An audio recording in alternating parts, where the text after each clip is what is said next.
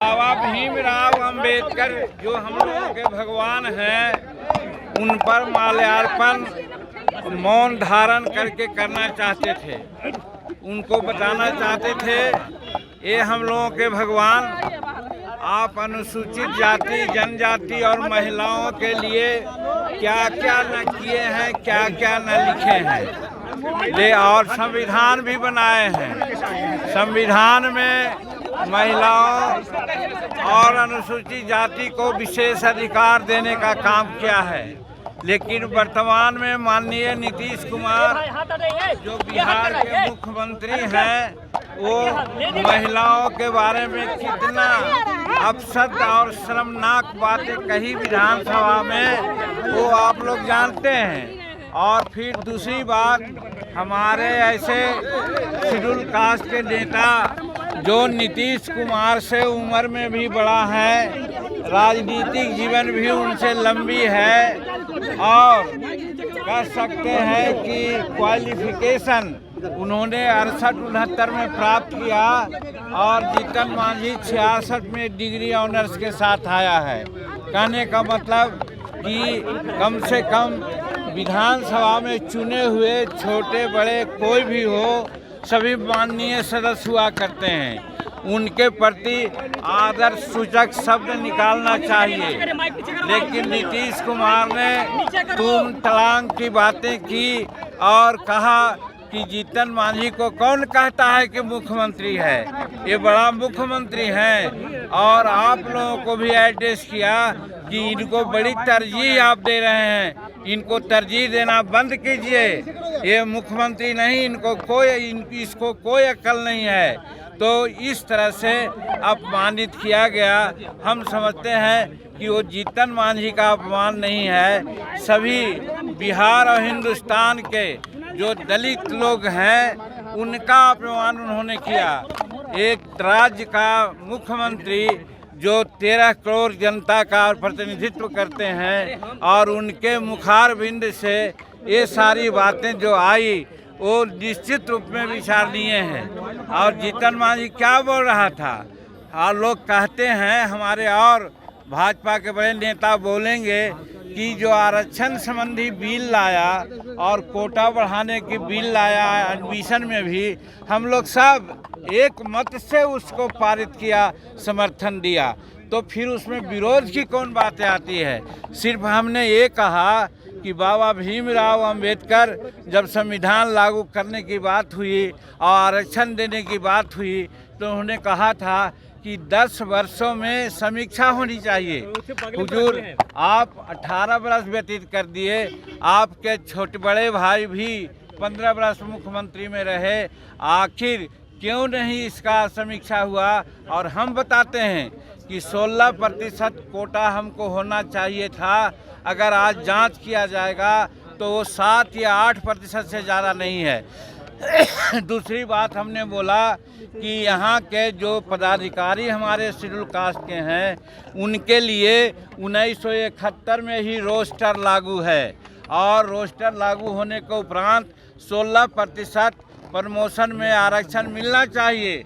लेकिन आज हमारे शेड्यूल कास्ट और शेड्यूल ट्राइब्स के पदाधिकारियों की गिनती अगर की जाए तो 3.7% उनका प्रतिनिधित्व है। एक शताब्दी में पूरा होगा। माननीय मुख्यमंत्री जी, हमको ये बताइए और इसकी समीक्षा कीजिए, इसके लिए आयोग बनाइए और कोई कार्यक्रम अपनाइए।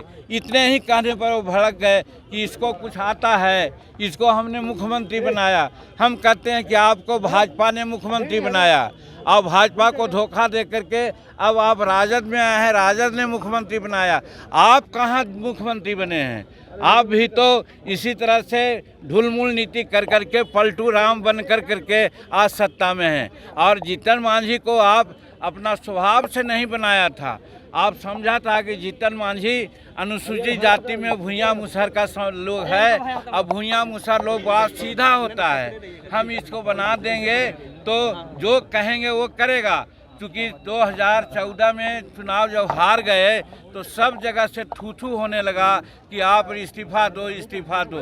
तो इस्तीफा न दे करके एक ऐसे मुलायम आदमी को बनाने का कोशिश किया कि जो वो कहें वो करें, और 2 महीना तक सचमुच में हमने किया।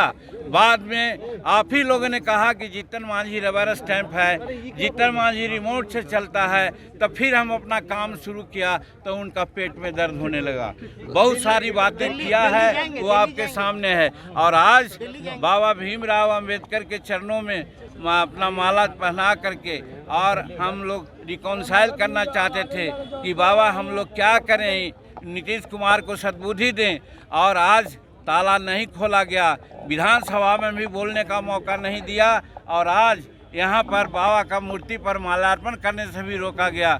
इतना जघन्य अपराध हम समझते हैं कि बिहार के दलित पिछड़ा वर्ग के लोग, महिला लोग नहीं बर्दाश्त करेंगे। और ऐसा ये न किए हैं तो हम लोग छठ के बाद दिल्ली के जो हम राजधानी है वो राजघाट में भी महात्मा गांधी के सामने भी हम लोग प्रार्थना करेंगे कि नीतीश कुमार को सद्बुद्धि दे, और लोगों से कहेंगे कि ऐसे आदमी जो दिमागिया पल माने एक तरह से दिवालियापन हो गया है उनका दिमाग का, ऐसे लोगों को मुख्यमंत्री के पद पर रहने का कोई हक नहीं। इसके लिए भी जरूरत पड़ी तो कानूनी कार्रवाई भी हम लोग करने को सोचा है। ये समाजवादी नहीं है, ये सामंतवादी हैं, और ये संविधान में विश्वास रखने वाले मानसिकता नहीं है।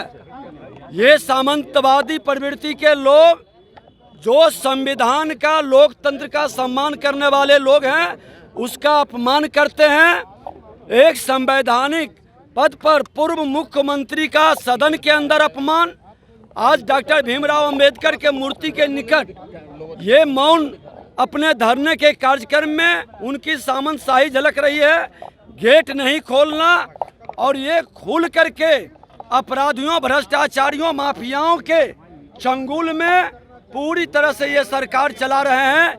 ये खुल करके बिहार में सामंतशाही और भय का वातावरण बना रहे हैं, जिसके विरोध में भारतीय जनता पार्टी ने सुशासन के लिए उनको मुख्यमंत्री बनाया था। आज वो जो खुद दया के पात्र थे उनके पास बहुमत नहीं था, भाजपा ने मुख्यमंत्री बनाया। और इन्होंने ठीक कहे पूर्व मुख्यमंत्री जी कि जो खुद अपनी लज्जा बचाने के लिए, इनके नाम पर अपने लज्जा को छुपाने के लिए उन्होंने मुख्यमंत्री बनाया, आज सदन में अपने हृदय की बात को प्रकट करके सामंतशाही प्रवृत्ति का, ये वंशवादी जमींदारी मानसिकता को झलकाते हैं। ये घमंडिया मानसिकता के लोग बिहार में शासन करने के योग्य नहीं है। मानसिक रूप से बीमार लोग अब सत्ता में रहेंगे तो बिहार की बर्बादी होगी। लोकतंत्र की हत्या है, और लोकतंत्र में लोक लज्जा, उसके बावजूद आज बाबा साहब भीमराव अंबेडकर की मूर्ति पर आदरणीय पूर्व मुख्यमंत्री जीतन राम मांझी जी के नेतृत्व में जो बाबा साहब भीमराव अंबेडकर की मूर्ति पर माल्यार्पण करने आए थे, मौन धारण करने आए थे, इसको नहीं करने देना ये अत्यंत ही दुर्भाग्यपूर्ण है। ये लोकतंत्र की हत्या है। और जिस तरह बिहार की स्थिति बिहार में उत्पन्न हुई है, यहाँ बालू माफिया, शराब माफिया, जमीन माफिया, माफियाओं का राज हो गया और मुख्यमंत्री बीमार चल रहे हैं।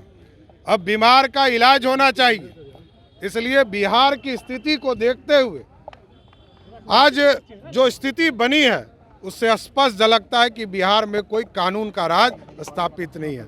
लोकतंत्र की हत्या लगातार हो रही है।